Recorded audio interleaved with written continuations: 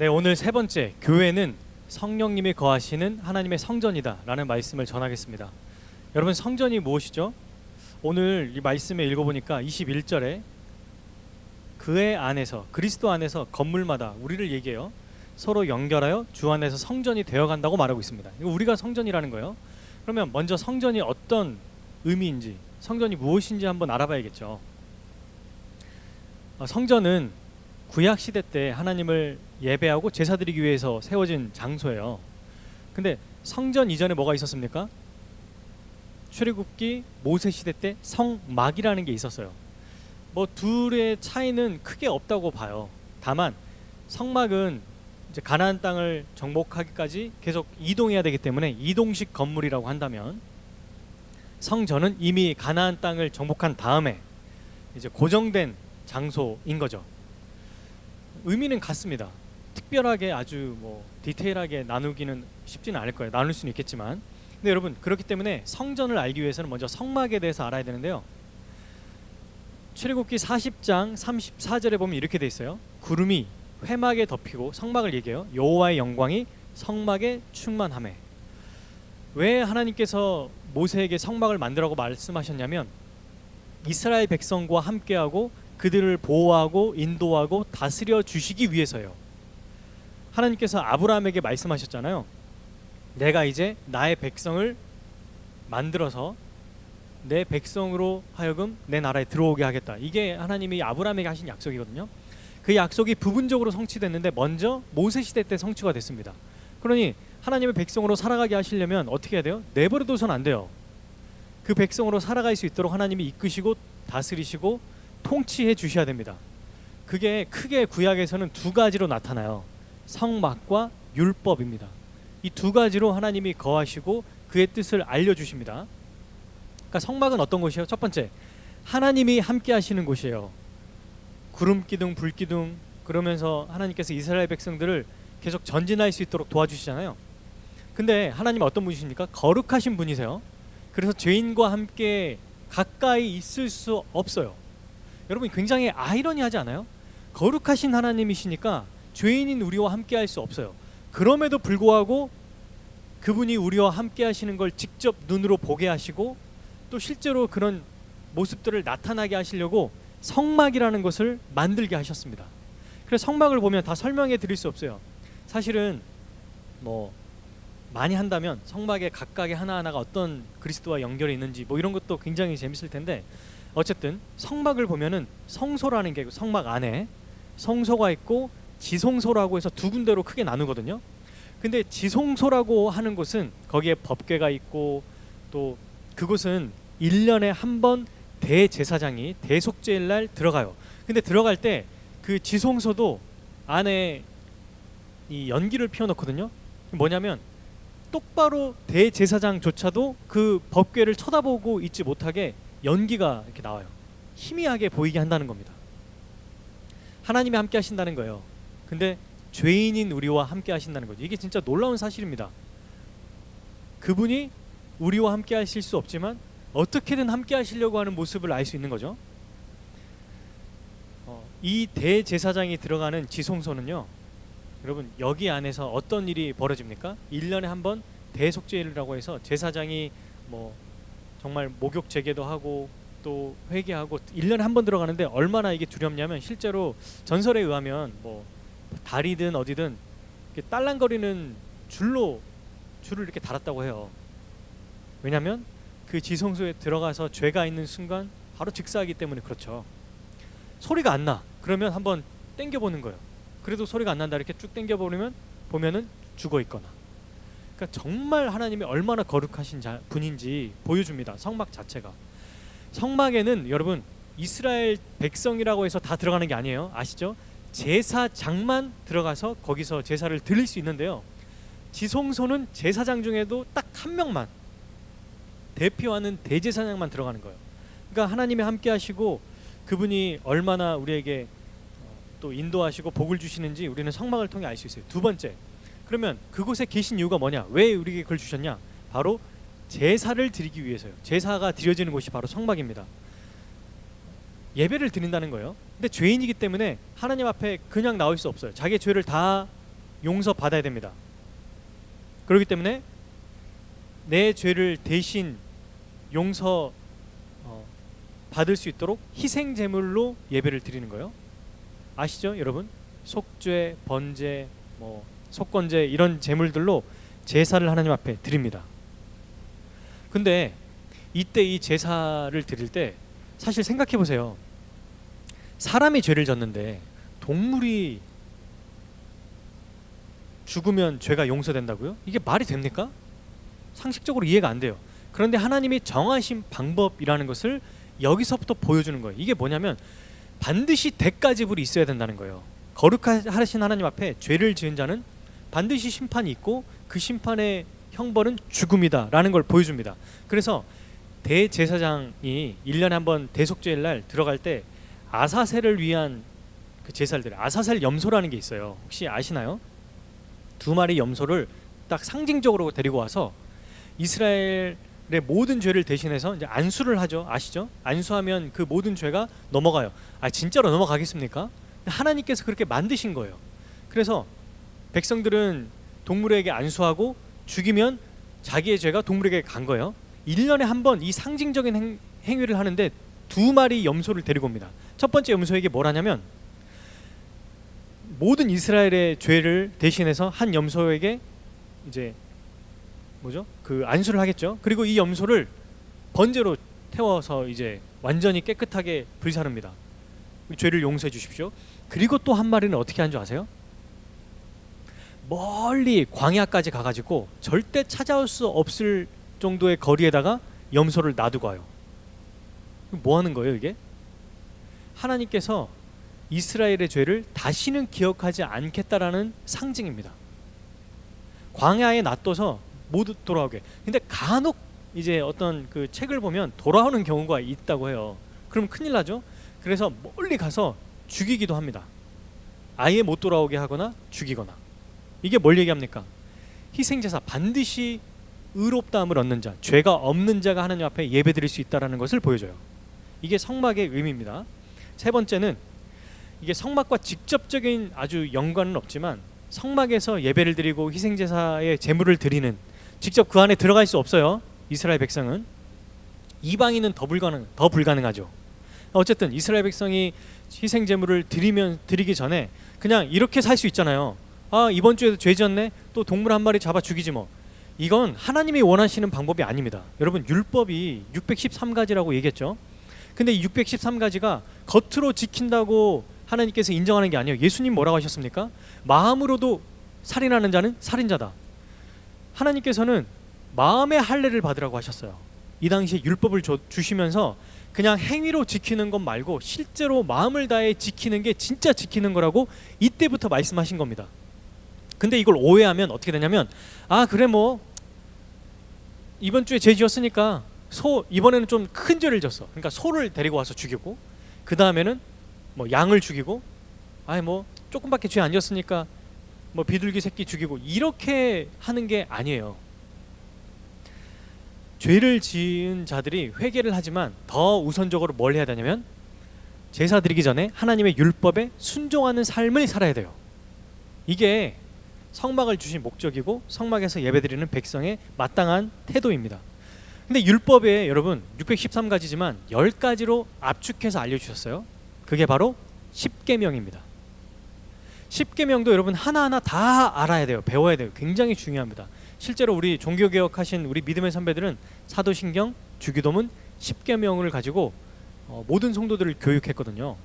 그래서 이런 10계명이 무슨 의미인지, 이거 과거 뭐 몇천 년 전 거 아닙니까? 아니에요. 지금도 여전히 이 10계명은 우리에게 중요하고 아주 필요한 하나님의 말씀입니다. 근데 이 율법을 지키지 못해요. 10계명의 한 계명도 못 지킨다니까요. 그래서 자신들의 죄를 대신해서 제사를 드리는 거예요. 그러니까 성막에 들어가서 무작정 희생제사 드리는 게 아니라 율법을 못 지켰기 때문에 제사를 드리는 거예요.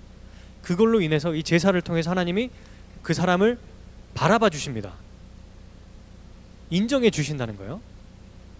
근데 여러분, 제가 성막과 성전에 대해서 정말 짧게 얘기했잖아요. 어쨌든 세 가지 하나님이 함께 하시고 희생 제사를 드리는 예배를 드리고 또 이걸 드리는 백성은 율법을 지키며 살아야 된다. 이게 이 성막을 주신 성전을 주신 목적이라면 그러면 성막과 성전이 바로 무엇을 보여주냐면 예수 그리스도를 보여주는 모형이에요. 성전과 성막 자체가 그리스도를 보여주는 거예요.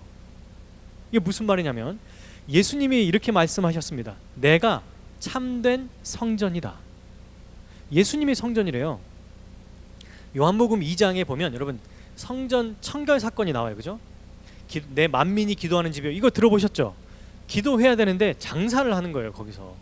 여러분 그 원래 예루살렘으로 다 모여서 이제 성막이 아니라 성전이니까 예루살렘 성전에 다 와야 되잖아요. 뿔뿔이 흩어진 유대인들이 땅을 다 배분받았습니다. 여호와스 시대 때.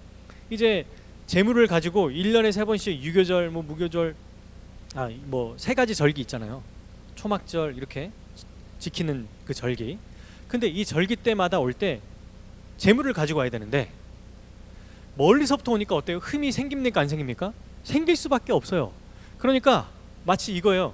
우리 수능 공부하기 전에 그 앞에서 뭐 물건 파시는 분들 있잖아요. 뭐 지금은 그렇게 하는지 모르겠지만 너무 오래돼서 컴퓨터용 사인펜 같은 거 팔고 아니면 뭐 이렇게 면접관들에게 볼 수 있게 뭐 명찰 같은 걸 판다든지 그걸 저기 지방에서 올라오는 사람들은 이제 책에다 껴갖고 꾹꾹 타면은 막 그게 뭐 이상하게 지니까 그 앞에서 파는 거예요. 마찬가지입니다. 성전 앞에서 그걸 팔았어요. 안에서.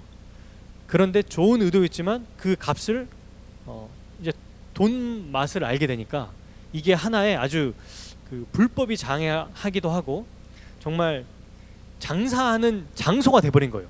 성전이. 그래서 예수님이 어떻게 하시냐면 다 쫓아내고 이렇게 말씀하십니다. 요한복음 2장 19절 예수께서 대답하여 이르시되 너희가 이 성전을 헐라 내가 4일 동안 일으키리라. 성전을 헐래요. 그리고 4일 3일 동안 내가 일으키리라. 그랬더니 20절 유대인들이 이르되 아니 이 성전은 46년 동안 지었거늘 네가 3일 동안 일으키겠느냐 하더라. 근데 21절에 요한복음에서 정확하게 뭐라고 나오는지 아십니까? 그러나 예수는 성전된 자기 육체를 가리켜 말씀하신 것이라. 그러니까 예수님이 직접 얘기하신 거예요. 내가 바로 성전이다.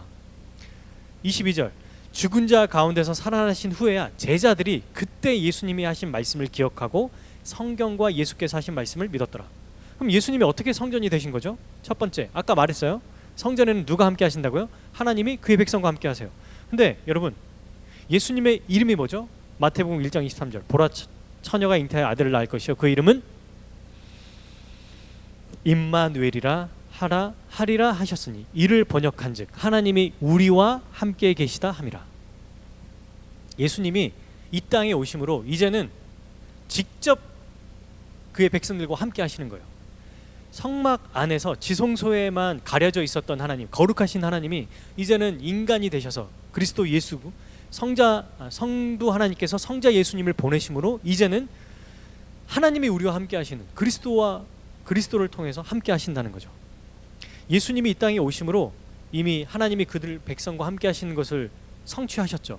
두 번째, 성전에서 뭘 한다고 했어요? 희생제사를 드린다고 했잖아요.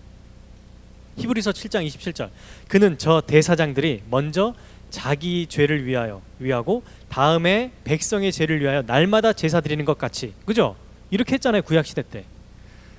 이렇게 할 필요가 없으니 이는 그가 예수 그리스도를 얘기해요. 단번에 자기를 드려 이루셨습니다. 9장 12절 히브리서 염소와 송아지에 필요하지 아니하고 오직 자기의 피로 영원한 속죄를 이루사 단번에 성소에 들어가셨느니라. 자기가 예수께서 십자가에 죽으심으로 완전한 희생제사를 완성하신 거예요. 매일매일 드려야 되는 그 희생제사가 이젠 그리스도의 십자가 죽음으로 끝났다는 겁니다. 그분이 성전에서 해야 될 모든 제사를 완전히 성취하셨어요. 예수님 자신이 희생제물이 되신 겁니다. 그럼 세 번째, 희생제물을 드리는 백성은 어떻게 해야 돼요? 율법을 지켜야 된다고 했잖아요. 마태복음 5장 17절 18절 내가 율법이나 선지자를 폐하러 온 줄 생각하지 말라. 폐하러 온 것이 아니오 완전하게 하려 함이라. 진실로 너에게 이르노니 천지가 없어지기 전에는 율법의 1.1획도 결코 없어지지 아니하고 다 이루리라. 그러니까 무슨 얘기냐면 예수님은 하나님의 율법을 단 하나도 빠짐없이 다 지키고 완전하게 하시기 위해 오셨어요. 실제로 그분은 율법을 만드신 분이에요. 예수님이. 그래서 이 뭐라고 하십니까? 율법을 새롭게 해석하시죠. 바리새인들이 생각하는 외형만 지키면 된다고 생각하는 것들을 예수님은 아니다, 마음까지 지켜야 된다고 더 확장해서 해석하셨고요. 또 하나, 새 계명을 너희에게 주노냐고 아주 율법을 만드신 분이세요. 서로 사랑하라 이렇게 말씀하시지 않습니까? 물론 서로 사랑하라는 이 말이 율법에 있어요. 구약시대 때 레위기 19장에 아주 명백하게 나타납니다. 이처럼 여러분, 예수님이 바로 참된 성전이세요. 근데 여기서 안 그쳐요. 오늘 우리 제목이 뭐였습니까? 누가 성전이에요? 우리가. 예수님은 믿는 우리를 자신과 연합시키셔서 거룩한 성결한 성전이 되게 하셨습니다. 진짜 놀라운 일이죠.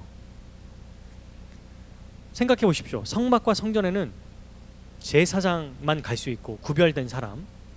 그러니까 그 당시에는 여러분, 율법을 이제 공부하다 보면 부정한 자는 당연히 못 들어갔고 이방인들은 아예 구별되지 않았기 때문에 부정한 자거든요.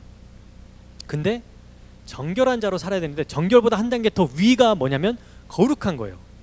거룩은 일반 백성이 받을 수 없습니다. 하나님이 구별하신 것만 거룩한 거예요. 성전 기구, 제사장만. 레위인들 중에서도 제사장만. 그 중에서도 대제사장을 구별했잖아요. 그 사람도 매일 들어가는 게 아니야. 하나님 저 왔어요. 이게 안 돼요. 우리같이 지금처럼 주님 힘들 때마다 기도하고 찬양할 때 기도하고 이게 불가능합니다. 이게 말도 안 되는 일이에요. 그런데 대제사장도 1년에 한 번 정말 두렵고 얼마나 떨릴까요? 감히 쳐다볼 수 있겠습니까? 보는 순간 죄가 있으면 바로 직사하는데 얼마나 그 거룩하신 하나님. 아니 근데 생각해보면 진짜 그 지성소 안에 하나님이 계시겠습니까? 실제로 솔로몬이 이제 성전을 지은다고 할 때 하나님께서 뭐라고 하시냐면 내가 거기에 있을 분으로 보이냐? 그러나 너희를 위해 내가 있는 그 상징적으로 의미적으로 보여주세요. 하나님을 어떻게 성전에 가둡니까? 말이 안 되죠.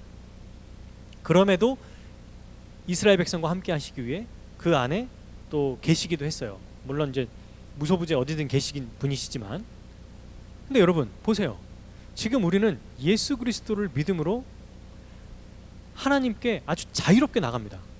마음껏 나가요. 이게 어떻게 이루어졌냐면 예수님이 십자가에 죽으심으로 성소와 지성소를 가리고 있는 휘장이 완전히 위에서 아래부터 찢어졌어요. 성경에서 뭐라고 표현되냐면 위에서부터 아래로 찢어졌다고 얘기하거든요. 하나님께서 찢으신 거예요. 모든 인류의 죄를 그리스도가 다 담당하셨기 때문에 이제는 그리스도를 믿는 자는 그리스도와 같이 하나님 면전에서 그분과 교제할 수 있다는 얘기입니다. 그래서 성전인 우리는 우리 안에 누가 계세요? 성령님이 계시죠. 이제는 예수님이, 여러분 생각해 보세요. 예수님이 이스라엘 백성과 함께 하셨지만 2000년 전에 부활 승천하셔서 실제로 그분의 몸은 안 계세요. 그렇죠? 그리고 그 당시에 팔레스타인에만 한정돼 계셨어요. 예수님이 함께 하셨지만, 그러나 부활 승천하심으로 이제는 영원히 그의 백성들과 함께 하시는 하나님의 약속을 완전히 이루십니다. 그래서 성령님을 우리에게 보내주시죠. 성령님을 받았기에 성령님은 절대로 우리를 떠나지 않잖아요. 우리 안에 성령님이 계신 거예요. 우리가 바로 성전이라는 겁니다. 두 번째, 희생 제사를 드렸잖아요. 그리스도가 우리의 모든 죄를 대신해서 제물이 되셨어요. 근데 이제 우리는 더 이상 구약 시대 같이 제사를 드리지 않습니다. 그리스도가 다 이루셨기 때문에 어떻게 하냐면 믿음으로 예배를 드려요. 우리 자신의 삶을 거룩한 산 제사로 날마다 드리며 살아가는 존재가 됐어요. 엄청난 거 아니에요? 그리고 마지막 세 번째, 희생제물을 드리는 하나님의 백성은 어떻게 해야 된다고 했죠? 율법을 지켜야 돼요. 예수님이 율법을 지키셨죠? 완전하게 하셨잖아요. 그분을 믿는 순간 어떻게 됐는가? 우리는 율법을 지킬 수 있는 존재가 되었습니다. 근데 이 율법을 뭘로 요약하냐면 사도 바울은 이렇게 말해요. 갈라디아서 5장 14절. 온 율법은 내 이웃 사랑하기를 내 자신같이 하라 하신 한 말씀 안에서 이루어졌나니. 무슨 얘기냐면 율법, 온 율법이 이웃 사랑해라 이 말 안에 다 들어있대요. 성경에서 이웃은요, 여러분, 이웃은 저기 안 믿는 사람을 얘기하는 게 아니고 교회 성도를 얘기해요. 1차적으로. 그러니까 교회 성도가 서로를 사랑하며 살아가면 그 자체가 율법을 다 지키는 것처럼 살아간다는 거예요. 엄청난 일인 겁니다, 이게. 우리는 그냥 지난주에 우리가 배우지 않았습니까? 서로 자기의 은사를 가지고 서로 사랑하며 살아갈 때 율법을 다 지키는 자로 살아가는 거예요. 왜냐하면 율법의 모든 핵심과 내용이 결국 서로 사랑하라는 그 말씀으로 연결되어 있기 때문에 그래요. 고린도전서 3장 16절 한번 찾아볼까요? 고린도전서 3장 16절. 더 분명한 말씀을 한번 읽어보겠습니다. 같이 읽겠습니다. 시작. 너희는 너희가 하나님의 성전인 것과 하나님의 성령이 너희 안에 계시는 것을 알지 못하느냐. 아멘. 네, 여러분, 이것은 상상할 수 없는 일이에요. 거룩하신 하나님이 우리 안에 계신데요. 그러니까 우리가 하나님이 거하시는 성전이다, 거룩한 성전이다, 이렇게 얘기했습니다. 그러면 이제 우리에게 중요한 건 이거예요. 거룩한 성전이라고 그랬는데 어떻게 우리는 그러면 거룩하게 살 수 있을까? 우리 죄인 아닙니까? 예수 그리스도를 믿으면 죄 안 지어요? 완벽해집니까? 믿는 순간? 아니에요.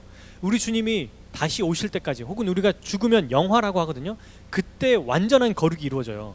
그 전까지는 지속적인 이 싸움이 있어요. 죄를 짓기도 하고 회개하기도 하고. 하지만 먼저 여러분, 이거 진짜 중요한 얘기예요. 예수 그리스도 그분을 믿음으로 우리 존재 자체가 오직 그리스도가 다 행하셨기에, 그분이 전부 다 담당하셨기 때문에 그분으로 말미암아 우리가 거룩한 자가 되었습니다. 우리 존재 자체가. 이게 믿음이에요. 안 믿으면 평생을 거룩한 자로 살아갈 수 없습니다. 믿어야 돼요, 먼저. 그러기 위해선 그리스도가 어떤 일을 하셨고 무슨 일을 하셨는지, 그분이 우리에게 어떤 존재인지를 아셔야겠죠. 어쨌든 그리스도를 믿음으로 우리 존재 자체가 먼저 거룩한 자가 되어버렸어요. 된 거야. 우리 힘으로 한 게 아니에요. 그게 어떻게 해요? 예수님을 믿었을 때 성령께서 우리에게 새 영을 부어주셨기 때문에 그렇습니다. 그리스도의 공로로 하나님 앞에 모든 죄를 용서받아서 하나님은 우리를 볼 때 그리스도로 보시는 거예요. 이 말씀 기억하시죠? 놀이공원 같은 데 가면 그 캐릭터 인형을 쓰고 있는 사람이 있잖아요. 그러면 저희 딸이나 어린 애들 같은 경우는 뭐라고 하냐면, 사자, 호랑이 이런 탈을 쓴 사람을 보고 사자다, 호랑이다 이렇게 말하죠. 저 사자 탈을 쓴 20대 한 청년 정도 돼 보이는 사람이네? 이렇게 말하는 사람은 없어요. 그죠? 그리스도를 믿는 순간 그리스도와 우리를 연합하게 하셔서 우리를 그리스도로 보신다는 얘기입니다. 그렇기 때문에 거룩한 자로 보신다는 거예요. 이게 믿음의 원리고 믿음의 은혜입니다. 이 사실 믿어야 돼요. 이거 믿어야 됩니다, 여러분. 꼭 기억하십시오. 처음부터 끝까지. 근데 이 거룩은요, 처음이 아니라 이미 우리의 거룩을 완성해놨어요. 이게 여러분, 지금 제가 하는 얘기를 정말 중요하게 잘 기억하셔야 돼요. 왜냐하면 이게 우리 신앙생활 전체를 이루어가는 아주 중요한 얘기이기 때문에 그래요. 처음에만 거룩한 자로 세워주신 게 아니고, 예수 그리스도께서 우리가 마지막 날까지, 우리의 최종적인 마지막까지 우리는 뭘로 판단받냐면 그리스도로 판단받습니다. 그러니까 지금 우리가 하루하루 살아갈 때 실패하고 성공하고 실패하고 성공하고, 이번 주는 좀 잘 살았고 이번 주 못 살았고, 안 되고 실패하고 좀 안 되고, 뭐 이런 것들이 별로 의미가 없어요. 어떨 때는, 어떤 면에서는 우리가 하나님 앞에 거룩한 존재로 여김받았다는 것에 대해서는 아무런 여지가 없어요. 어떤 사람들은 그리스도의 의를 의지하지 않으면 어떻게 되냐면 자기 의를 의지합니다. 그래서 이번 주에 뜻대로 살았으면, 주의 뜻대로 살았으면은 뭔가 이번 주에 어떤 일을 겪거나 죽으면 구원받을 거라고 생각해요. 이번 주에 뭔가 못 살았어, 죄를 짓는 것 같고 함부로 살았어. 그러면 주님, 이번 주에 오시면 안 돼요. 이번 주 뭔가 약간 껄끄럽습니다. 이게 다 뭐냐면 그리스도의 완벽한 완전한 의를 자기 것으로 삼은 게 아니고 자기 의를 삼는 거예요. 자기 의를. 기억하십시오. 믿음이라는 것은 예수 그리스도의 처음 우리를 의롭다고 여겨주신 그게 마지막까지 인정해 주시는 의예요. 그게 처음부터 끝까지 우리는 이미 우리의 삶 자체가 실제로 약간 죄를 짓게 되고 또 불순종하기도 하고 약간 딴짓하고 이럴지라도 우리 존재 자체가 의롭다함을 얻은 존재라는 겁니다. 이게 있어야 희망이 있고 기쁨이 있고 즐거움이 있는 거예요. 이거 기억하는 게 진짜 중요합니다. 그런데 아직 완전해지지 않았다고 했잖아요. 그래서 우리가 애써야 될 것이 있습니다. 여러분, 어떻게 거룩하게 살 수 있는가? 제가 세 가지를 말씀드릴 텐데 이 세 가지 중에 세 번째에서도 또 세 가지를 얘기할 거예요. 다시 세 가지를 얘기할 거예요. 근데 첫 번째, 두 번째 욕을 할 뻔했어요. 첫 번째, 두 번째, 세 번째 때 그 세 번째에서 세 가지 혹은 몇 가지를 더 얘기할 수 있어요. 여러분, 사실 성경 에베소서 4장부터 여러분들이 나중에 보시면 아주 디테일합니다. 성경은 원리만 얘기하지 않아요. 진짜 어떻게 하면 거룩하게 살 것인가. 근데 제일 먼저 중요한 거, 절반 이상, 아니 한 90% 이상을 차지하는 게 뭐다? 우리가 그리스도로 말미암아 거룩한 성전이 먼저 되었다. 우리 힘이 아니다. 완전하신 예수 그리스도의 은혜로, 출애굽기에서 어린 양의 피로 하나님께서 패스오버 하신 것처럼, 유월절 하신 것처럼, 넘어가신 것처럼 그리스도로 말미암아 우리는 이미 거룩한 존재다. 그러니 거룩한 존재로서 거룩하게 살아갈 수 있다. 이 생각을 가지고 말씀을 들어야지. 안 그러면 항상 실패합니다. 안 돼요. 불가능해요. 패배주의에 빠져요. 여러분, 장로교의 특징이 뭐냐면 저는 죄인입니다. 대피기도 할 때 항상 하는 얘기, 우주와 전 세계를 이렇게 먼저 부르시죠. 우주와 만물과 세상과 천지를 창조하신 하나님 아버지 이렇게 부르고 좋아요. 정말 좋습니다. 대피기도를 하시는 장로님들 또 집사님들, 제가 어렸을 때 저희 교회가 그랬거든요. 그렇게 다 정말 위대하신 하나님을 불러놓고 갑자기 한순간 하늘로 확 떠 있는데 기도가 확 곤두박질 쳐요. 이번 주도 죄 가운데 살아가는 우리를, 한 주도 죄 지은 우리를. 갑자기 이 갭이 너무 커버리니까. 장로교의 특징은요, 안 된다요. 실패할 수밖에 없다. 우리가 뭘 할 수 있겠냐? 주님이 다 하시는 거지. 여러분, 그런 생각 갖는 것 자체가 잘못된 신앙생활을 일으킵니다. 사실 제가 준비한 게 많은데 너무 중요한 얘기예요. 이게 믿음으로 살아가는 게 아니면, 믿음으로 사는 게 아니면 항상 실패해요. 믿지 않잖아요. 그러면 주의 뜻대로 살 수 없습니다. 자꾸 뭔가 그 신앙에 좋은 청년들 보면 자기 인생을 드리려고 그래요. 좋아요. 시간을 드리려고 그래요. 좋아요. 근데 그보다 이전에 돈 드리는 것도 좋아. 믿음으로 자기의 삶을 살아야 돼요. 그게 진짜 드리는 거예요. 그게. 안 믿는데 자꾸 뭔가 다른 사람과 비교해가지고 내가 뭔가 좀 부족한 게 없나. 맞아, 우리 교회 청년들 중에는 목사님이 1등이니까 목사님 일단 빼고, 그 다음 누구 2등, 얘 3등, 오케이 나는 한 베스트 5 안에 들어가겠군. 안심. 시간이 지났는데 갑자기 다른 교회 청년들을 봤는데 더 대단해. 우리 교회 막 왔어. 청년회. 내가 지금 점점 이 순위권에 벗어나겠는데. 이러면 안 돼요. 이게 아니고 완전한 믿음 안에 있어야 한다.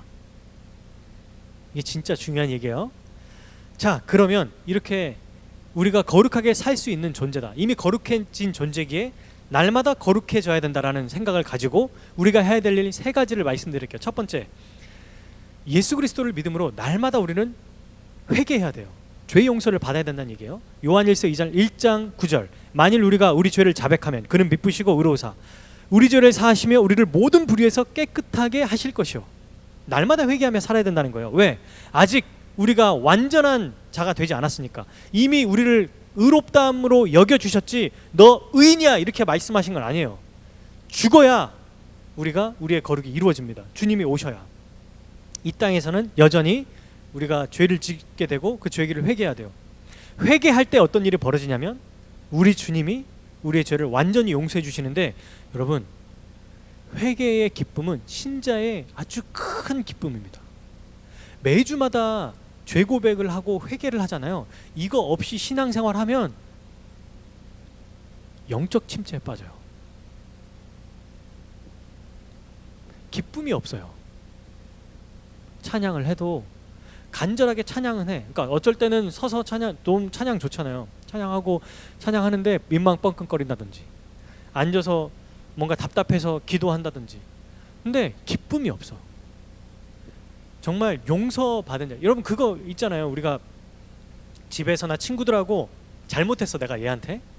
근데 혹은 부모님에게 잘못을 했어요. 잘못했다고 말하지 않고 관계가 아직 회복이 안 됐어. 근데 계속 만나. 항상 만나고 얘기해. 그럼 마음 한편에 어때요? 찝찝함이 있죠. 해결이 안 된 부분이 있다고요. 근데 더군다나 우리를 창조하신 하나님 앞에 우리의 죄를 가지고 아무렇지도 않게 있으면 자기가 자기 자신을 속이고 기만하는 거거든요. 회개하지 않으면 우린 영적 침체에 빠집니다. 누구나 마찬가지예요. 이거는 목회자도 마찬가지예요. 날마다 매주마다 정말 진실되게 회개하고, 근데 회개의 기본이 뭐예요? 이미 우리를 거룩한 존재로 만드셨다. 거룩하게 살 수 있다. 그렇기에 지금 회개할 때 우리를 용서해 주신다. 이 믿음 가지고 기도하는 겁니다. 그때 우리는 겸손하게 주 앞에 불쌍히 여겨달라고 기도하고 용서해 주시는데 그 기쁨을 알아야 돼요. 여러분, 신자가 바로 이 기쁨을 누리는 자입니다. 그러면 기쁨을 누리기 위해서 죄를 더 지어야 됩니까? 그런 게 어디 있어요. 잘못 오해하는 거예요. 그거는 또 오해하는 거. 예수님이 십자가에서 다 이루셨으니까, 아까 제가 얘기했잖아요. 처음과 끝까지 다 이루셨으니까 그러면 마음대로 살아도 되겠네? 죄 지어도 되겠네? 그게 이단들이 하는 얘기입니다. 성경은 전혀 그렇게 얘기하지 않아요. 우리가 죄 안에 거하려고, 은혜 안에 거하려고, 왜냐하면 큰 죄를 용서받을수록 은혜가 더 크잖아요. 그죠? 그러니까 은혜 안에 거하려고 더 죄를 짓겠느냐? 그럴 수 없느니라. 아예 바울이 로마에서 이렇게 얘기합니다. 불가능해요. 만약에 죄 지었으니까 좋다, 죄 용서해 주셨네, 이번 주에 또 죄 지어야지, 용서해 주시나 보자, 또 죄 지어야지, 더 큰 죄를 한번 지어보자, 이러면 이건 불신자지 신자가 아니에요. 진짜 하나님, 자기를 사랑하시는, 나를 위해 희생해야 하시고 자기의 몸을 내어주신 그리스도의 십자가 은혜를 아는 자가 어찌 함부로 죄를 지을 수 있겠단 말입니까? 불가능하죠. 그게 가장 고통스럽게 죽으신 그 십자가 죽음을 아무렇지도 않게 생각하는 것 자체가 말이 안 되잖아요. 그렇지 않습니까? 그러니까 여러분, 날마다 회개하고 회개의 기쁨을 누려야 돼요. 그런데 이 기쁨을 누린 것뿐만 아니라 두 번째, 개인적으로는 하나님과 관계, 죄에 대해서 회개를 하고, 두 번째, 교회 안에서 정당하고 올바른 치리가 행해져야 돼요. 이게 무슨 말이냐면, 이건 이제 주로 담임 목사님과 장로님들이 하는 일이에요. 그래서 뭐 우리와 상관이 없다, 그것보다는 뭐를 기억해야 되냐면, 여러분, 치리라고 하는 게 혼낸다는 게 아니에요. 바르게 통치한다는 뜻이거든요. 치리회가 당회입니다. 그래서 뭔가를 잘못하거나 결정하거나 이런 걸 하시는데요, 성도 중에서도 대놓고 막 불법을 저지르고 죄 짓고 막 그거에 대해서 자랑하는데 아무도 얘기 안 해. 청년부 안에서 예를 들면 어떤 사람이 뭐 함부로 문란하게 살아가고 멋대로 살고 뭐 주식하는 거 막 사람들 모아가지고 주식해서 막 페인 만들고, 그런데도 담임 목사님이나 아니면 청년들이 가만히 있어. 이러면 어떻게 되냐면 교회 전체가 무너져요. 그렇게 잘못하는 사람을 어떻게 돼요? 담임 목사님뿐만 아니라, 그러니까 담당 교육자뿐만 아니라 리더뿐만 아니라 모든 성도들이 이 사람을 권면해야 돼요. 이 일을 대표로 담임 목사님과 또 치리에게 주셨지만 우리도 이 일을 우리의 역할대로 해야 합니다. 제 예를 하나 들어볼게요. 제가 알았던 아주 친한 목사님이, 지금 그 당시 전도사님 시절이었거든요. 개척교회였습니다. 안양에 있는 개척교회에서, 근데 이제 거기가 큰 교회에서 이분이 나와서 성도들이 좀 몇 분이 오셨나 봐요. 거기에 전도사로 간 거죠. 개척하자마자 전도사를 둔다는 건 대단한 일이에요. 제가 생각해 보니까 이건 엄청난 일입니다. 근데 어쨌든 그 전도사님이 되셔서 사역을 하고 있는데, 담임 목사님이 굉장히 좀 특이하신 분이셨어요. 근데 그 성도님도 권사님이신데 피아노 반주를 하셨고, 근데 이제 이 성도님이 뭔가 자꾸 실수하고 틀릴 수도 있잖아요. 근데 담임 목사님이 그 실수하고 틀린 거에 대해서 이제 책망을 하시는 겁니다. 그래서 이제 기분이 안 좋아진 거죠. 그러다가 이제 뭐 그런 일들이 계속 있다 보니까 목사님께 완전히 삐져버린 거야. 그리고 이 권사님이 교회를 안 나오네요. 알고 봤더니 이분이 헌금을 제일 많이 하는 분이래요. 근데 담임 목사님하고도 사이가 이미 안 좋아져서 목사님도 자존심이 있으니까 이 권사님을 찾아가지 못하는 거야. 그래서 제 동기였던 그 당시 전도사, 이 친구에게 교인들을 데리고 그 권사님 집 앞으로 찾아가라고 했대요. 그때가 겨울이었기 때문에 그분 앞에 주택이었다고 들었거든요. 잘 사는 곳이었기 때문에 거기다 차를 대고 이제 배를 누르는데 너무 리얼하게 설명해 줘가지고 누르면서 띵동, 권사님 문 좀 열어주세요. 권사님 문 좀 열어주세요. 뻔히 안에 있는 게 보이는데 불이 켜져 있는데도 안 하신다는 거예요. 2시간 3시간씩. 그 성도들을 제가 물어봤더니 차가 한 3대 4대가 이렇게 쭉 서가지고 그 전도사가 앞에서 띵동 벨을 누리고 나머지 사람 성도들은 그냥 이렇게 기다리고 있는 거야. 문 열어주기까지. 그냥 이 권사님이 하라는 대로 마음대로 내버려 둔 거죠. 뭐가 잘못되든 잘 됐든 간에. 그래서 어떻게 된 줄 아세요? 성도 전체가 고통받았어요. 잘못한 거면 뭐가 잘못했다. 만약 그분도 담임 목사님께서도 그런 부분이 내가 조금 상처가 됐다면 미안하다 이렇게 사과하시면 되고, 근데 더 나아가서 그렇게 했을지라도 이 성도님이 자기의 마음을 안 풀고 대놓고 계속 자기 나 지금 기분 나쁘다 이런 태도를 막 취하는 거예요. 그럴 때 내버려둬서는 안 된다는 겁니다. 여러분, 어떤 여러분들이 혹시 교제를 하거나 그러니까 성도들이랑 같이 신앙생활 하다가 어떤 사람이 죄 지은 것을 목격했을 때 어떻게 될까요? 많은 경우에 그대로 다른 사람에게 얘기합니다. 그래서 어떻게 돼요? 말이 말을 만들고 말이 말을 만들어서 완전히 새로운 그 재창조가 되죠. 새로운 시나리오가 아예 생겨요. 예를 들어 보면 제가 어렸을 때 제 친구가 초등학교 때였나? 다리 이렇게 접질러서 이렇게 깁스를 했나? 반깁스 정도를 했어요. 붕대를 감았는데 교회 이 집사님들과 권사님들 사이에서 나중에 알고 봤더니 걔 다리 잘라야 된다며 이 말까지 나왔었거든요. 제가 그거 듣고 얼마나 그 당시에도 깜짝 놀랐는지. 아니, 그러니까 말이 계속 덧붙여지는 거예요. 그 모 예능 프로그램에 보면은 말하면서도 이렇게 막 계속 뭐 그 다음 사람이 얘기하고 그 다음 사람이 알아먹게 하고 이렇게 해서 마지막에는 전혀 다른 얘기를 하는 그런 거와 마찬가지예요. 어떻게 될까요? 그냥 내가 이걸 알고 있으니까 가만히 있어야 됩니까? 그래도 안 돼요.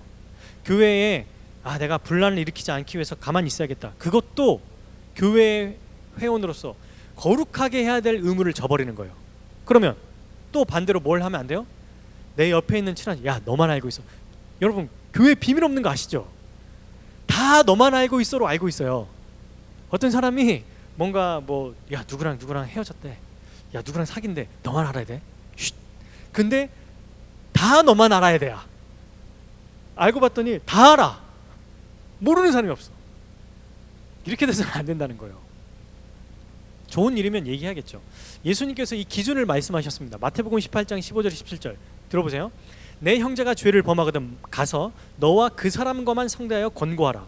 만일 들으면 네가 내 형제를 얻은 것이요. 그러니까 뭐냐면 죄를 범했던 걸 봤어요. 내가 잘못된 걸 봤어. 그러면 먼저 나 혼자 찾아가라는 거예요. 그 사람에게. 왜? 그 사람의 명예를 위해서 찾아가서 그 사람이 들으면 형제를 얻는 거야. 근데 16절 많이 듣지 않거든 한두 사람을 데리고 가서 두세 증인의 입으로 말마다 확증하게 하라. 말 안 들으면 어떻게 하라고 했어요? 한두 명을 더 데리고 가서 확증하게 하라고요. 왜냐하면 여러분 1대1을 얘기하면 누구 말이 맞는지 틀린지 모르거든요. 그래서 증인이 있어야 돼요. 한두 명을 데리고 가면 이 두세 증인이거든요. 이게 구약에서부터 나온 거예요. 한 사람의 재판을 판결했을 때 우리가 보통 지금도 증인들이 나오잖아요.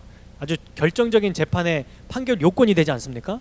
구약 시대 때도 마찬가지고 이때도 마찬가지였어요. 한두 명을 데리고 와서, 그러니까 총 3명이죠. 자기까지 포함하면 많아야 3명, 2명.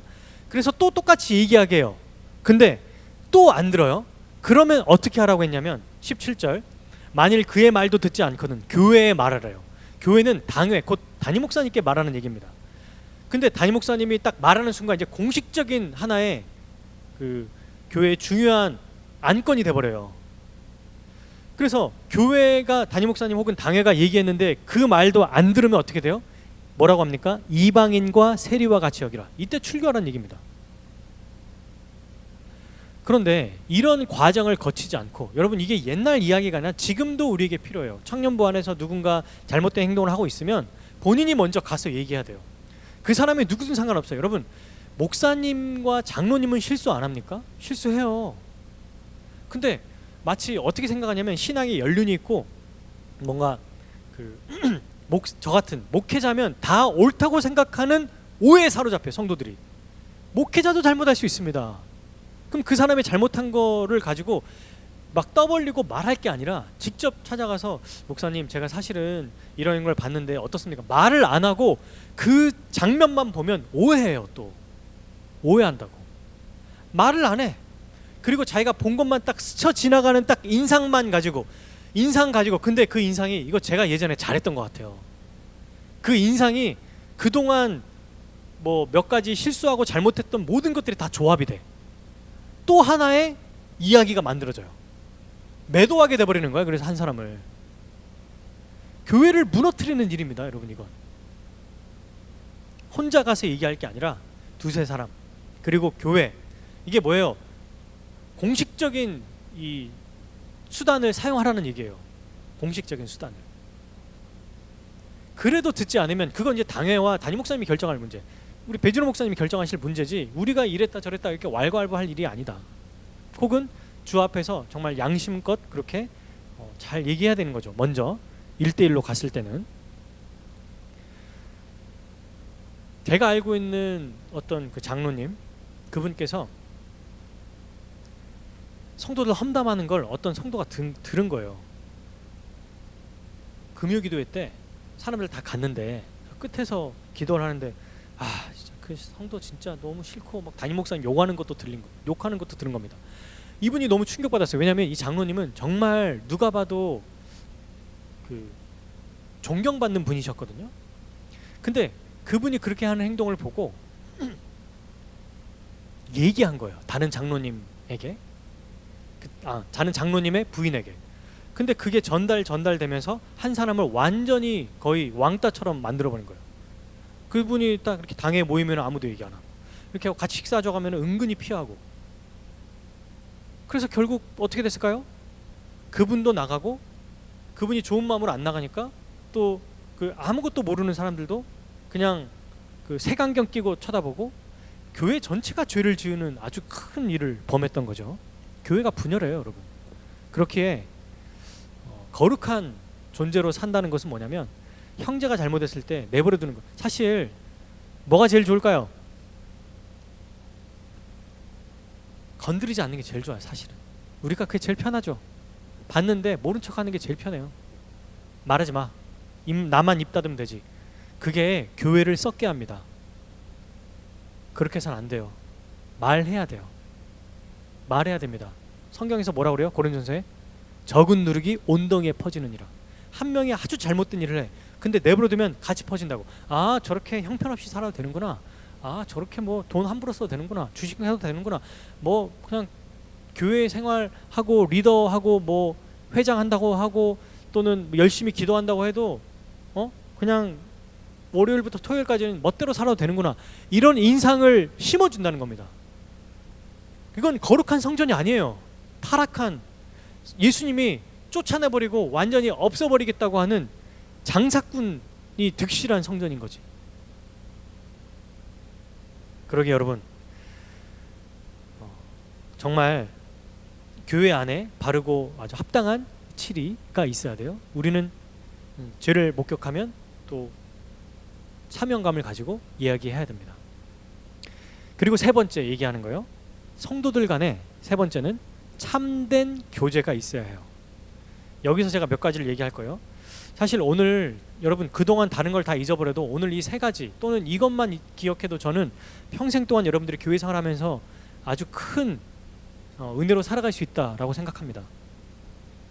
이건 어디에 나와 있는지 한번 우리 말씀 에베소서 4장 25절 한번 읽어보겠습니다. 에베소서 4장 25절 그리고 29절 31절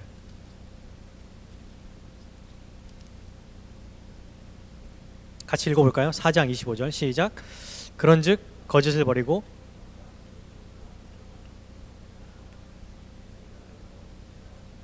(29절)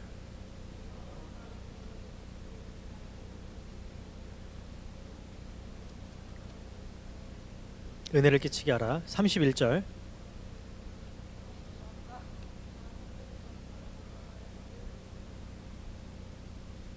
제가 성경을 연구하면서 깜짝 놀랐던 게 하나 있어요. 1장부터 3장까지 에베소서를 전체 제가 아마 간략하게 설명하면 1장부터 3장까지는 삼위 하나님께서 특별히 그리스도를 통해서 우리에게 어떤 은혜를 주셨는가를 설명해요. 그게 뭐 하나님과 관계, 우리 서로 간의 관계, 이게 이제 3장까지 우리가 어떤 은혜를 받았는지를 설명하거든요. 그러면 4장부터는 그런 은혜를 받은 자로서 이렇게 살아라, 이게 이제 명령법이에요. 근데 제일 먼저 나오고 가장 많이 강조되는 게 뭔지 아세요? 말이에요. 말. 저는 어떤 행동을 얘기하는 줄 알았어요. 어떤 교회가 거룩하게 되기 위해서는 좀 뭐 헌금을 많이 한다든지, 아니면 뭔가 막 뭐 열심히 한다든지, 기도를 많이 한다든지, 많이 해야 된다든지, 이런 건 줄 알았는데 지금 3절을 읽었죠 벌써. 사실 여기 있는 거 하나하나 다 설명하고 싶어요. 뭐 분을 내어도 죄짓지 않는 거, 마귀에게 틈을 주지 않는 거 다 얘기하고 싶지만 이거 하나 기억하십시오. 말에 대해서 얼마나 지금 중요하게 여기는가. 함부로 말하지 말고, 거짓말하지 말고, 어그러진 말, 또 성적인 얘기, 교회 안에서 막 음담패설 이런 거 하는 사람 진짜 안 됩니다. 또 다른 사람을 막 함부로 대하는 얘기 있죠. 뭐 재밌게 한다고 하면서 그 사람을 은근히 모욕 주고, 안 돼요 그런 얘기. 이것 자체가 아주 성경에서 너무너무 중요하게 여겨요. 말 조심하는 거 뭐 그게 뭐 그렇게 좋다고, 뭐가 그렇게 중요하다고. 네, 어쩌면 신앙생활의 전부예요. 아니 말만 잘하면 됩니까? 네, 말이라도 잘하면 됩니다. 진짜예요. 겉으로라도 말은 잘해야 돼요. 말이 진짜 중요하거든요. 부정적인 말도 해서는 안 돼요. 이걸 다 일일이 보고 싶지만 아쉬워요. 하지만 여러분 기억하십시오. 그러면서 뭐라고 하냐면 25절 보세요. 그런즉 뭘 버려요? 거짓을 버리래요. 거짓. 그리고 거짓을 버리고 뭐 하라고요? 의익과 더불어 참된 것을 말하라. 왜? 우리는 지체니까. 거짓을 버리래요. 거짓말하지 말아요. 거짓된 행동으로 성도를 만나지 말래요. 대하지 말래요. 그러면 어떻게 해야 되냐? 이웃, 아까 말했어요. 이웃은 성경에서 옆집 사는 사람만 말하는 게 아니라 교회 성도들을 얘기한다고. 성도 안에서 참된 것을 말하라. 왜? 그 이웃이 바로 뒤에 나오잖아요. 우리가 서로 지체가 됨이라. 지체라고. 참된 것을 말하라. 이게 뭐냐면 거짓되게 대하지 말고 진실되게 대하라는 얘기예요. 여러분, 제가 교회 생활하면서 사실 그동안 예전에 제일 피곤했던 게 뭔지 아세요? 이 사람이 뭐 이거 어때? 괜찮아? 괜찮아. 근데 진짜 괜찮지 않은 것 같은 거야. 말이 뭔가 말 이면에 이 사람이 생각하고 말하는 걸 파악해야 될 것 같은 거예요. 세상과 똑같죠? 직장 상사가 이것만 해. 근데 야, 너 바보냐? 진짜 그것만 하란 말인 줄 알아? 이것도 하고 이것도 하고 이것도 해야지. 얼마나 피곤합니까? 교회에서 이렇게 하고 있다는 거예요. 지금 에베소서에서도. 거짓을 버리래요. 피상적인 관계도 마찬가지예요. 그러니까 나는 이 사람하고 관여하기가 싫어. 그러면 어떻게 하냐면 아주 정말 피상적으로, 전혀 그 사람의 삶에 관여하면 피곤하니까 관여 안 해. 잘 지냈어? 그래. 뭐 잘 있었어? 이러고 마는 거. 이것도 거짓으로 대하는 거예요. 한 몸이라며. 가족이라며 그 사람의 아픔과 기쁨이 내 거야 되는데 괜히 좀 힘들어 보이면 스트레스 받고 나도 지금 피곤해 죽겠는데 쟤한테 얘기 듣고 내가 더 뭐 혹 때려왔다 속 더 달 일 있어? 얘기 안 해. 은근히 말 안 꺼내. 이런 거. 거칠애로 지체를 대하는 거 있죠. 그래서 여러분 이게 뭐냐면 어떤 부분을 숨겨요. 마음 한구석에 숨기고 그냥 그렇게 대하는 거예요. 그러면 어떻게 돼요? 장벽이 생깁니다. 벽이 생겨요. 사람은 다 합니다. 벽이 생겨요. 그래서 거짓을 버리라고 얘기합니다. 진실하게 대해야 돼요. 진실하게. 이게 무슨 얘기냐면 솔직하게 얘기를 하는 거예요. 도움이 필요할 때 도와줄까? 할 때 괜찮아 하면 진짜 괜찮아 라는 표현이 돼야지, 괜찮아 말은 했는데 안 도와주면 뒤에 가서 삐지면 안 된다는 얘기입니다. 뭐 그런 것까지. 네, 너무너무 중요해요. 여러분, 만약에 여러분 주위의 모든 성도들이 다 내가 하는 얘기를 그 고지고대로 안 듣고 두세 개로 이해해야 된다고 생각해 보세요. 미쳐버려요. 이게 지옥이야. 이게 다른 게 지옥이 아니라고. 아니 내가 무슨 얘기를 해도 내 말에 대해서 못 알아듣고 나도 못 알아듣고, 근데 더 파악해야 돼. 얼마나 신경 쓰이고 스트레스 받아요. 그래서 여러분 뭐 이런 거 있죠. 목사뿐만 아니라 성도들은 예 하면 예고 아니오면 아니오라고 해야 돼요. 솔직하라고 해서 이렇게 하면 안 됩니다. 야, 너 몰랐는데 머리가 크다. 야, 눈이 엄청 찢어졌네. 왜 이렇게 화장이 안 먹어 너는? 립스틱 색깔이 왜 이래? 형제님 청바지 그거 한 20년 돼 보이는데 어디서 주웠어요? 해맑게. 이것도 잘못된 거예요. 이래도 안 되죠. 잘못됐다기보다 이건 지혜가 없는 거죠. 그 형제에게 알려줘야 됩니다. 그 자매에게. 응? 왜 이렇게 뚱뚱해요? 제 딸이 이렇게 책을 보다 보면은 뚱뚱한 아저씨 이렇게 그런 말 하면 안 돼. 이렇게 말해줘. 애들도 아니고, 그죠? 그래도 차라리 애들은 솔직하잖아. 솔직해야 그 사람이 뭘 원하는지 어떤 상태인지 이해할 거 아닙니까? 다 가면을 쓰고 있어요. 교회 오면. 진짜 생각해 보세요. 교회에 예배를 드리고 은혜를 받아야 되잖아. 그죠? 근데 뭐 하냐면 교회 가기 전에 마스크를 씁니다. 포커페이스, 조커. 그래서 앞에 딱 앉아가지고 속은 썩어 문드러지는데 웃고 있어. 근데 알아. 미묘하게 알아. 약간 틀려. 그리고 교제할 때 빨리 가. 야, 같이 밥 먹고 가. 무슨 일 있어? 아니야, 아무 일 없어. 없긴 뭐가 없어. 엄청난 일이 있는데 없대. 진짜 없어? 괜찮아. 안 괜찮아. 속은 썩어. 뒤돌면서 막 울면서 가. 그러면 진실된 교제는 불가능해요. 아예 교제 자체가 할 수 없어요. 이건 어디서 주로 나오는지 아세요? 드라마에 그 여자 화장실에서 나타나는 현상입니다. 여성분들을 너무 노여하지 마시고요. 제가 보는 남자 화장실도 마찬가지지만 드라마나 영화에 보면 여자 화장실에 결정적인 순간에 이렇게 두 직원들이 이렇게 화장실에 손을 씻거나 립스틱을 발라요. 그 둘이 얘기하는데 야, 걔 진짜 너무 꼴보기 싫지 않아? 걔 진짜 왜 그래? 막 그리고 뒷담화 까는데 근데 그 주인공은 화장실 안에 있어. 나가려고 했는데 누가 들어와서 얘기하니까 듣고 있는 거야. 근데 이게 교회 안에 들어와 있다고요. 이런 게 웃기지만 너무 우픈 얘기야. 넓고 슬프지 않습니까? 피상적으로 대하지 말아야 됩니다. 여러분 다른 거 다 잊어버려도 이거 잊지 마십시오. 하나씩 해보세요. 하나씩. 그래서 진짜 괜찮으면 진짜 괜찮은 거 이러면 정말 편해요. 진짜 편하다고. 말해야 알지. 말해야. 정말 대화로 잘 얘기해줘야 돼요. 그래야 이해합니다. 여러분. 그럼 어떻게 얘기해야 될까요? 여기에 얘기할 수 없어요. 설명할 수 없습니다. 시간이 없기 때문에 4장 2절 이렇게 되어 있습니다. 모든 겸손과 온유로 하고 오래 참음으로 사랑 가운데서 서로 용납하고. 4장 2절을 그냥 별표 한 100개를 하십시오. 이게 기본적인 신자가 신자들 간에 대해야 되는 자세라고 말해요. 해맑게 얘기하면서도 너 다리가 짧다. 너 굉장히 머리 이상하게 잘랐네. 야, 눈썹이 왜 그래? 문신은 이상하게 됐네. 삐뚤어. 이렇게 얘기하는 거. 그런 거 자체를 얘기하면서 하는 그거는 뭐냐면 온유하게 한 게 아니에요. 사랑 가운데 하는 게 아니에요. 나는 편한데 자기가 원하는 대로 자기 편한 대로 얘기한 거지 다른 사람을 배려한 게 아니잖아요. 배려하고 겸손하게. 그래서 솔직하게 말해야 되죠. 겸손하게 말해야죠. 공손하게 얘기해야 돼요. 여러분 만약 이것만 잘 이루어져도 지금 생각해 보세요. 여러분의 지금 청년부 잘 하고 있을 거지만 그래도 더 내 친한 친구뿐만 아니라 그러니까 그 자매들 보면은 제 아내한테 들은 얘기인데 3명이 있으면 안 된다고 그러던데요. 맞나? 하여튼 그 소수인지 이렇게 홀수가 있으면은 조금 이렇게 나중에 초등학생 때나 중학생 때인지 모르겠는데 하여튼 짝이로서 꼭 한 명이 약간 소외되는 그런 상황이 발생한다고 하더라고요. 남자도 그럴 수 있겠지만 중요하지 않으면 넘어갈게요. 그렇대요. 하여튼 아내 말로는.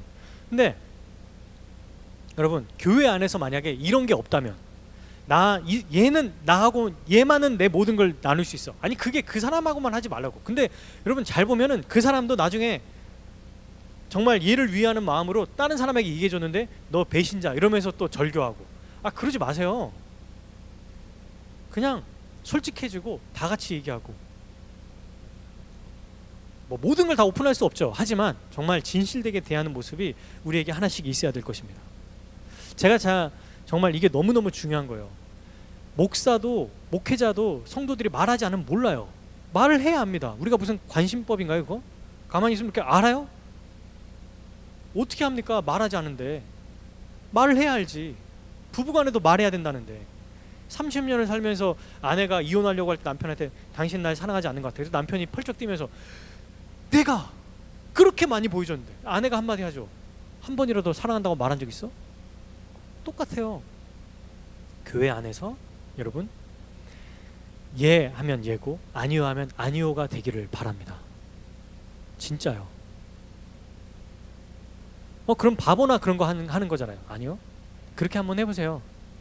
쉽지 않을 겁니다. 않을 수도 있지만 우리가 워낙 세상에 단련돼 있기 때문에 내 자신을 오픈하는 거에 대해서 세상은 바보라고 얘기하고 왜 그렇게 오픈하냐라고 얘기하지만 이걸 하나씩 하나씩 해 나갈 때 그러니까 이 공동체가 어떤 공동체일까요? 진짜 신뢰하는 공동체여야겠지. 진짜 사랑하는 이 성도여야겠죠. 그래서 한 가족 한 몸이라고 하잖아요. 한 몸으로 살아가기 위해서 이보다 더 중요한 것은 없다는 것을 말씀드립니다. 그리고 또 한 가지 어떤 문제가 발생했어요. 진실되게 됐는데도 어떤 친구가 혹은 어떤 누군가 선생님이든 뭐 아니면 집사님이든 뭐 누구든지 간에 문제가 발생했어요. 이 사람이 그 누군가 뭐 사이가 안 좋고 싸웠어요.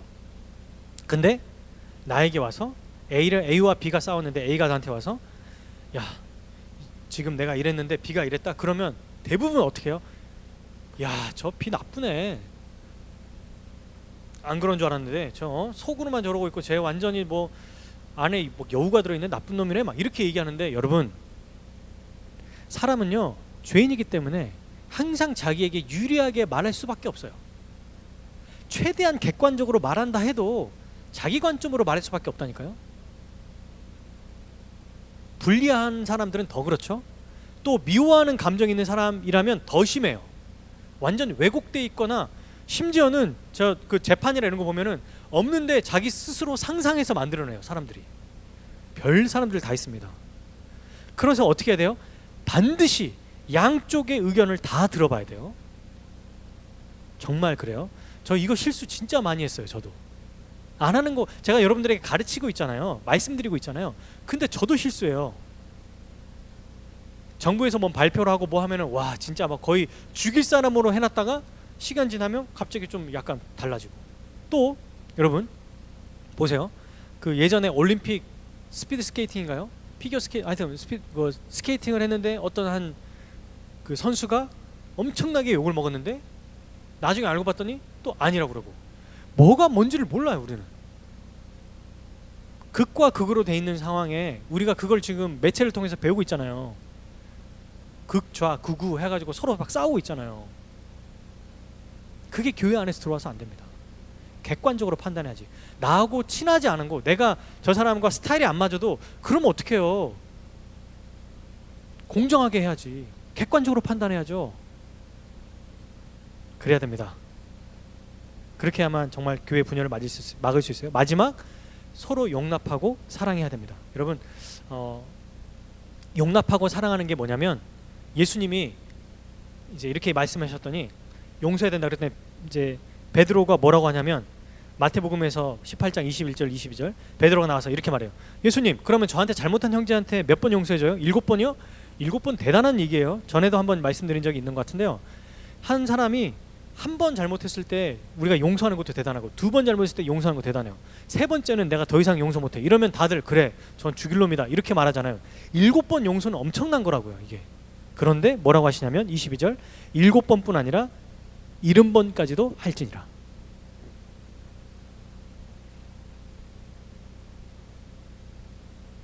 엄청나게 하라는 거죠. 지금 진짜 숫자를 얘기하라는 게 아니고 정말 아주 무한대로 용서하라는 얘기예요. 근데 여러분 어떻게 용서할 수 있는지 아십니까? 우리가 용서받은 자기 때문에 그래요. 우리가 그 달란트 비유 아시죠? 여러 가지 달란트가 있는데 10,000달란트 빚진 자 그리고 또 100데나리온 어떤 사람이 10,000달란트 빚진 자를 데리고 왔고 갚을 것이 없어요. 그래서 주인이 그 사람을 데리고 가둡니다. 근데 가두는데 안 되니까 뭐라고 하냐면 네 몸, 아내와 자식들과 모든 소유를 다 팔아라. 그래도 안 되는 거야. 너무 그 돈이 크니까 집어넣습니다. 그랬더니 말해요. 26절에 내게 참으소서 다 갚으리다. 말이 안 되죠. 근데 그냥 주인이 아무 이유 없이, 아무 동기가 없이 불쌍히 여겨줘요. 그리고 이유 없이 모든 빚을 탕감해 줍니다. 그러면 이 사람은 평생 자기 아내도 팔고 자식도 팔고 죽을 때까지 대대손손 갚아도 못 갚을 돈을 갚았은, 빚을 탕감받았으니까 어떻게 해야 돼요? 자기에게 빚진 자에게 그 사람에게 돈을 받지 말아야 되죠. 근데 비교할 수 없는 100데나리온을 빌린 자를 만난 거예요. 탕감 받아서 딱 나가는 길에 그 사람에게 어떻게 하냐면 이렇게 합니다.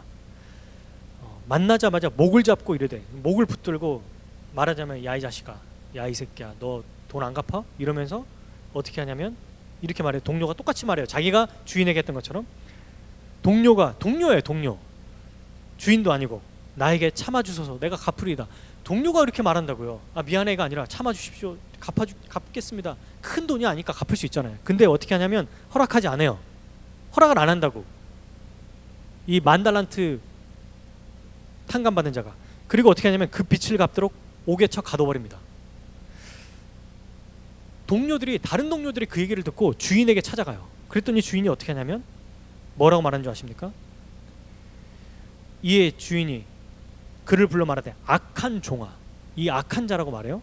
내가 빌기에 내 빚을 전부 탕감해 줬거든. 너를 불쌍히 여긴 같이 너도 동료를 불쌍히 여김이 마땅하지 않냐 하고 다시 주인이 놓아요. 그가 받았던 10,000달란트 탕감 받았던 걸 다시 되돌려 버려서 다 갚도록 넘겨줬어요. 그러면서 뭐라고 하냐면 너희가, 예수님이 이렇게 얘기해요. 마음으로부터 형제를 용서하지 않냐면 하늘 아버지도 너희에게 이같이 하리라. 여러분, 기독교는 용서의 신학입니다. 아까 제가 얘기했잖아요. 진실되게 대하는 거. 근데 살다 보면 진실되게 대하지 못할 때가 있어요. 아니, 진실되게 대하지 못할 때가 있다기보다 실수할 때가 있어요. 진실되게 하려고 했는데 어쩔 피치 못하게. 그러면 그거 가지고 나는 이렇게 했는데 너는 이렇게 해? 하면서 똑같이 자기 상황과 그 사람의 상황을 계수해가지고 맞춘 다음에 내가 더 잘했으니까 널 혼내고, 이러면 안 된다는 겁니다. 비교하지 마십시오. 사랑하며 살아야 돼요. 이게 진짜 우리 그리스도 안에서 정말 주 안에 살아가는 자의 모습입니다. 여러분, 이러려면 뭘 해야 되는 줄 아세요? 방금 제가 그동안 설교했던 하나님의 백성이 무엇인지, 교회가 무엇인지, 그리스도의 한 몸 된 몸으로서 어떻게 해야 되는지를 알고 이런 삶을 살아야 되겠죠. 왜냐하면 다른 사람을 향해서 뛰어들 마음이 없는 사람은요, 어떤 마음을 갖냐면 무관심해요. 무정한 것만큼 성경 아주 또 악하게 보는 거거든요. 사랑의 반대가 미움이라는 거 생각하지만 무정함도 들어있어요. 제가 언론에 나와 있는 아주 유명한 어떤 여성 걸그룹인데, 그 한 자매가 너무 괴로워서 괴롭힘을 많이 당해서 한 멤버에게 죽으려고 막 시도까지 하고 나중에 막 그거를 기사에 올렸더라고요. 근데 제가 깜짝 놀란 게 있어요. 그 사람이 이제 그 둘이 그러니까 피해자와 가해자가 있잖아요. 그럼 가해자가 처음에는 기다 아니다 하면서 소속사까지 거짓말했다 어쩌니 얘기하는데 그런가 보다 하고 제가 그런 큰 관심을 갖겠냐만, 갑자기 이렇게 보다가 어느 날 딱 어떤 문구가 기억이 났냐면, 그 멤버 중에 자기를 안 괴롭혔는데, 괴롭히지 않았는데 한 그 멤버가 얘기했더니 이 사람이 날 괴롭히니까, 저 사람이 날 괴롭히니까 나 좀 도와줘라고 했더니 뭐라고 말했냐면, 이 멤버 중에 한 사람이 나는 모르겠어, 그냥 이것도 싫고 저것도 싫고 그냥 이 상황 자체가 짜증나. 그거에 대해서 더 상처를 받았대요.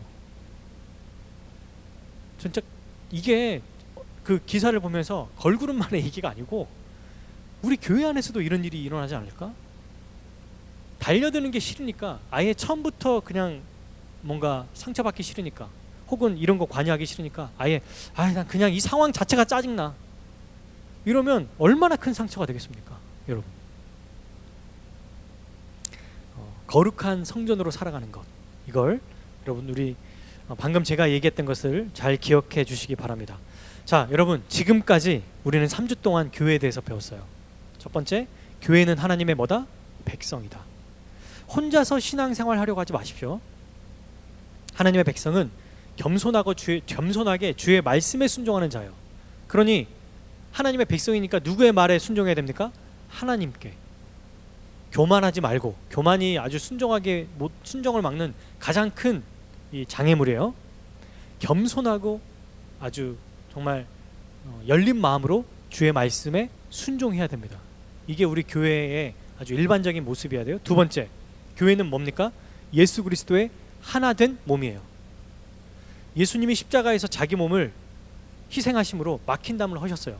하나님과 우리와의 관계, 그리고 우리와의 관계, 그리고 이렇게 헐어주실 뿐만 아니라 우리를 다스려 주십니다. 지금도. 그래서 뭘 주셨어요? 직분과 은사를 주셨어요. 직분자를 통해서 우리의 은사를 발견하게 하고 마음껏 은사를 활용할 수 있도록 인도해 주십니다. 그리고 세 번째, 교회는 성령님이 거하시는 거룩한 성전이다.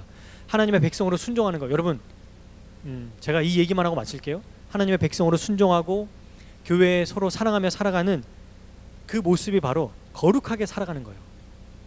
그 첫 번째가 뭡니까? 이미 우리가 그리스도 안에서 거룩한 존재가 됐다는 것을 기억하라. 그리고 회개하고, 또 교회 안에서 잘못된 일들이 있다면 내버려 두지 말고 관여하고 바르게 이 일들이 시행될 수 있도록 도우라. 그러면서 우리 간의 관계는요, 서로 간의 관계에서는 거짓으로 대하지 말고 진실되게 대하라. 함부로 말하지 말고요. 그리고 양쪽 의견을 반드시 들어봐라. 마지막, 사랑으로 인내하고 용서하며 내가 그리스도께 받은 그 용서가 무엇인지 기억하며 살아야 한다. 이렇게 여러분 산다면 우리 주님께서 우리를 창조하신 목적을 우리가 분명하게 실행하는 것입니다. 정말 복되게 살아갈 수 있을 거예요. 이게 바로 교회의 모습입니다. 이렇게 살아가는 우리 대한교회 청년부 여러분 모두 되시기를 주님의 이름으로 축복합니다. 아멘.